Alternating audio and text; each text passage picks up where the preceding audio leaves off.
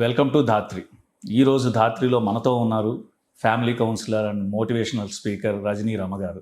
Madam నమస్కారం. నమస్తే అండి.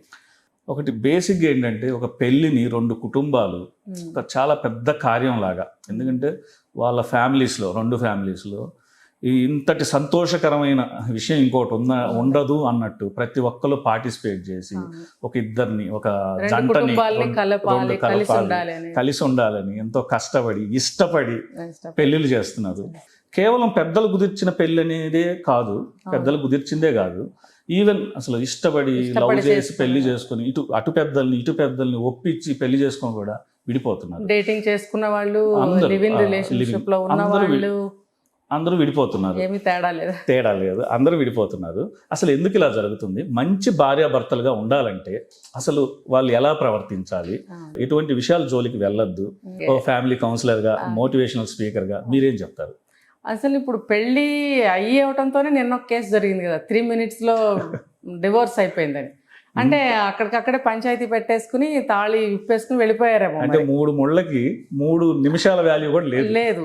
మరి అక్కడ ఏం గొడవ జరిగింది అనేది మనకు తెలియదు. అంటే ఏంటంటే ఆవేశాలు, అహంకారాలు, కోపాలు, పంతాలు, పట్టింపులు ఇలాంటి సందర్భంలో మనకు తెలుస్తూ ఉంటాయి. లేదా ఏమన్నా అమ్మాయికి అబ్బాయికి ఒకళ్ళ గురించి ఒకళ్ళకి ఏమన్నా వేరే రిలేషన్స్ ఉన్నాయి, అక్రమ సంబంధాలు అలాంటివి ఏమైనా తెలిసి ఉండొచ్చు, లేదా ఏదైనా క్రైమ్ స్టోరీ ఏదైనా ఉండొచ్చు అబ్బాయికి కానీ. అలాంటి సందర్భాల్లో ఇలా 3 నిమిషాల్లో విడాకులు అయిపోయిందంటే మరి అంత స్ట్రాంగ్ కారణం ఏముండి ఉంటుంది అక్కడ? అలాంటివి అయి ఉంటాయి.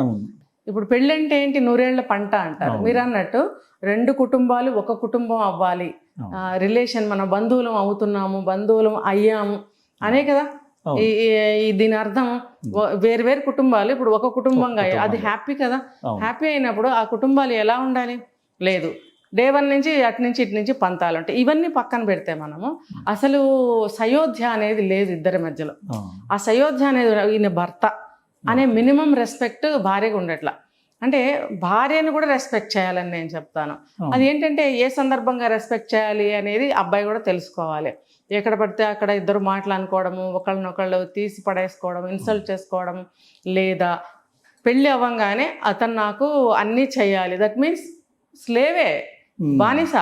ఇప్పుడు అలాగే ఒక పెరిగిన వాతావరణాన్ని బట్టి అబ్బాయి కూడా భార్య వస్తే నాకు అన్నీ చేస్తుంది, ఈమె కూడా నాకు ఒక బానిసలాగా. అంటే అతనికి ప్రీవియస్ వాళ్ళ ఫ్యామిలీలో అటువంటి అలవాట్లు ఉండొచ్చు. భార్యని బంధం నిలబడడం కంటే కూడా వీళ్ళ అవసరాలు తీర్చుకోవాలి. ఇప్పుడు వాళ్ళ అమ్మని కానీ, వాళ్ళ అమ్మమ్మని కానీ, వాళ్ళ తాతయ్యో వాళ్ళ నాన్నో అన్ని పనులకు ఉపయోగించుకుని ఆవిడని తీసి పడేస్తున్నాడు అనుకోండి ఒక బానిసలాగా.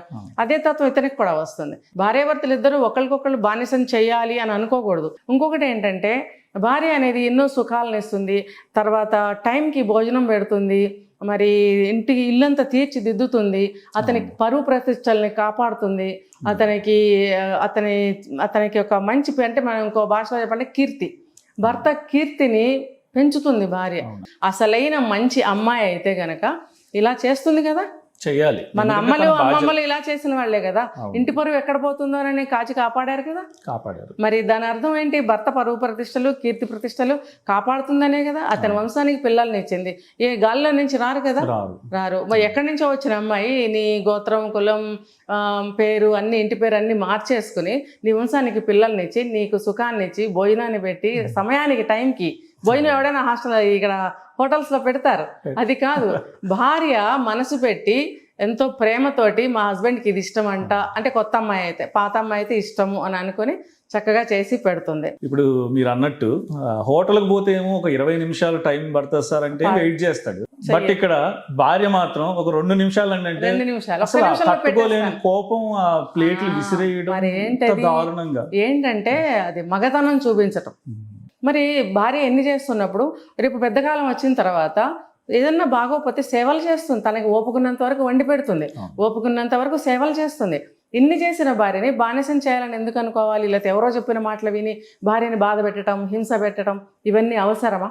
వైవాహిక జీవితం గురించి భార్య అంటే ఏంటి, భర్త అంటే ఏంటి, ఇద్దరు కలిసి జీవించేటప్పుడు ఎలా ఉండాలి, ఎటువంటి గొడవలు వస్తాయి, ఇవన్నీ తెలుసుకోవాలి. వాళ్ళ పేరెంట్స్ నుంచి కానీ, ఇంకా ఏదైనా మూవీస్ చూసి కానీ, పాత సినిమాల్లో ఇవన్నీ బాగా చూపించేవాళ్ళు.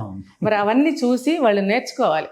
నేర్చుకుని మెంటల్గా ప్రిపేర్ అవ్వాలి. చాలా బాగా చెప్పారు మేడం. ఏంటంటే మీరు చెప్పిన దాంట్లో నేను బాగా గమనించింది ఏంటంటే ఎలా అయితే హస్బెండ్ తన జాబ్కి వెళ్ళి తన ఎమోషన్స్ని, తనకు అక్కడ జరిగిన డిస్టర్బెన్సెస్ని పట్టించుకోకుండా భార్య బిహేవ్ చేయడాన్ని తను తట్టుకోలేకపోతున్నాడు. అసలు ఇంట్లో ఏం జరుగుతుంది, అసలు ఏమి సమకూర్చాడు, కదా. ఆ పరిస్థితులు తెలుసుకోకుండా అది చేయలేదు ఇది చేయలేదు అని తను, అంటే ఇద్దరు ఏంటంటే కోరుకుంటున్నారు తప్పితే ఇద్దరు ఒకరికొకరు షేర్ చేసుకోవట్లేదు, ఆ ప్రాబ్లమ్స్ మీద డిస్కస్ చేసుకోవట్లేదు. అంటే ఇప్పుడున్న బిజీ లైఫ్ కావచ్చు, ఇవన్నీ కావచ్చు. బట్ మీరు ఇచ్చిన సలహా మాత్రం కొత్తగా పెళ్లి చేసుకున్న జంటకి చాలా ఉపయోగం. చాలా సో మంచి భార్యాభర్తలుగా ఉండాలంటే మాత్రం ఈ సలహాలు పాటిస్తే మాత్రం ఇలాంటి సమస్యలు రావు. 3 రోజులకే 3 ముళ్ళ బంధాన్ని తెంపుకోవాలనే ఆ ఆశ చచ్చిపోతుంది, ఆ పరిస్థితులు తొలగిపోవాలి. తెలియపోవాలి. So thank you madam.